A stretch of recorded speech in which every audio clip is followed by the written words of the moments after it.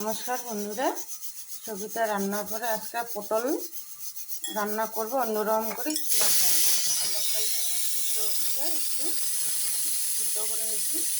পটলটা আমাদের নুন হলুদ মাইকা ভাজে নেব। গরম হয়ে গেছে, পটলটা দিয়ে দেবো। সবজির মশলা এখানে আদরক কাঁচা লঙ্কা একসঙ্গে বেটে নেব। এটা নিরামিষ বানাচ্ছে, ওই জন্য পেঁয়াজ রসুন দেবো না। আর এখানে খাড়া মশলাটা গোটা দিব না, বাইটে দিব। বাইটে দিলে কি দাঁতে লাগবে না, আর গোটা থাকলে দাঁতে লাগে খাওয়ার সময়।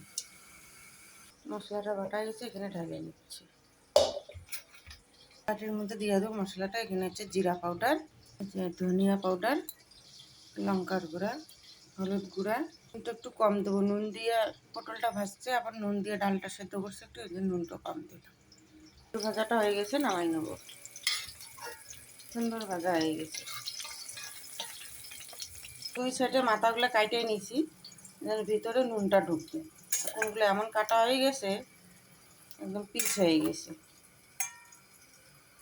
ঘি দিলাম, নিরামিষ তো একটু তো ঘি লাগবেই। গোটা জিরা, তেজপাতা। এখন দেবো মশলাটা। 2 চামচ টক দই নেব।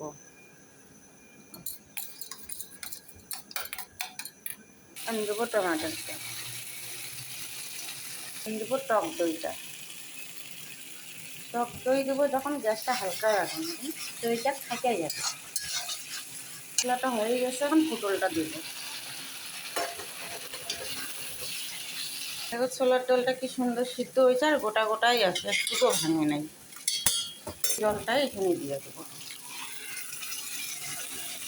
এটা হয়ে গেছে, এখানে দেবো ক্রিম। ক্রিমটা গলে গেছে। সবজি নামিয়ে নিয়েছি একটু ধনিয়া পাতা দিয়ে।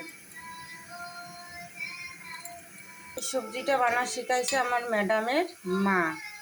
থ্যাংক ইউ মাসি, আমাকে রান্না শেখানোর জন্যে। মাসিমা আসলে আরও শিখবো আমি মাসির কাছে রান্না। Bye bye. ভিডিওটা কেমন লাগলো লাইক করো, ফলো করো। Bye bye. এটার সাথে খাবার রুটিটা এখনও বানাই নাই, বানাবো।